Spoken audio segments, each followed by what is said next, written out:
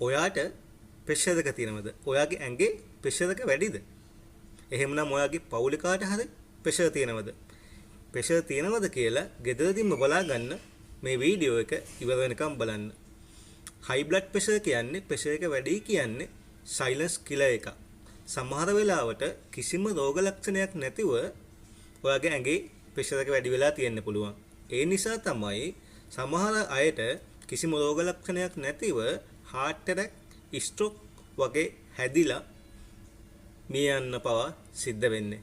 එහෙමනම් මම කියන මේ රෝග ලක්ෂණ 6න් එකක් හරි ඔයාට තියෙනවා නම්, ඔයාට හෝ ඔයාගේ පවුල කෙනෙකුට තියෙනවා නම් එයාට එයාගේ ඇඟේ ප්‍රෙෂර් එක වැඩි වෙලා තියෙන්න පුළුවන්.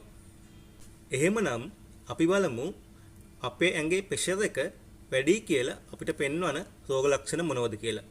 අංක 1 තමයි හිස රදය. ඔයාට විශේෂයෙන්ම උදේ කාලේ ඔයාට ඔළුව කැක්කුම හිස රදය තියෙනවා නම් ඔයාගේ ඇඟේ ප්‍රෙෂර් එක වැඩි වෙන්න පුළුවන්. ඒ වගේම අංක 2 තමයි කැරකෙන ගතියක් දැනීම. අපි මේකට කියනවා ඩිසිනස් කියලා. ඒ වගේම ඔයාගේ ඇඟේ ප්‍රෙෂර් එක වැඩි කියලා පෙන්වන තුන්වෙනි දේ තමයි ඇස් දුර්වලව පෙනීමට පටන් ගැනීම. ඒ වගේම අංක 4 තමයි හදවත ගැහෙනවා වගේ දැනීම. ඒ වගේම ඔයාගේ ඇඟේ ප්‍රෙෂර් එක වැඩි කියලා කියන පස්වෙනි දේ තමයි හුස්ම අඩු වෙලා වගේ ඔයාට දැනෙන්න, ඔයාට ෆීල් වෙන්න පටන් ගන්නවා. ඒ වගේම 6 වෙනි එක අවසාන එක තමයි ඔයාගේ ඇඟේ ප්‍රෙෂර් එක වැඩි කියලා ඔයාට පෙන්වන සමහර වෙලාවට කලාතුරකින් වගේ කෙනෙකුට තමයි මේ රෝග ලක්ෂණය පෙන්වන්නේ නාසයෙන් ලේ ගැලීම. මේ දේවල් 6 ඔයාට තියෙනවා නම්, ඔයාගේ පවුල කෙනෙකුට හරි තියෙනවා නම්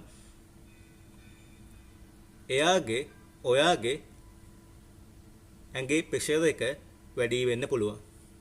එහෙමනම් හිස රදය, කැරකෙන ගතියක්, ඇස් දුර්වලව පෙනීම, ඒ වගේම හදවත ගැහෙනවා වගේ දැනීම, ඒ වගේම හුස්ම අඩු වෙලා වගේ ෆීල් වෙන්න ගැනීම, ඒ වගේම නාසයෙන් ලේ එනවා වගේ මේ දේවල් වලින් එකක් හරි ඔයාට තියෙනවා නම් ඔයා මොනවද කරන්න ඕනේ?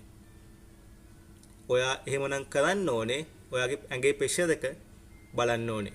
ඒ වගේම ඔයා වෛද්‍යවරයෙකුට පෙන්වන්න ඕනේ. ඒ වගේම තනියම හොඳයි කියලා හිතලා බෙහෙත් ගන්න එපා.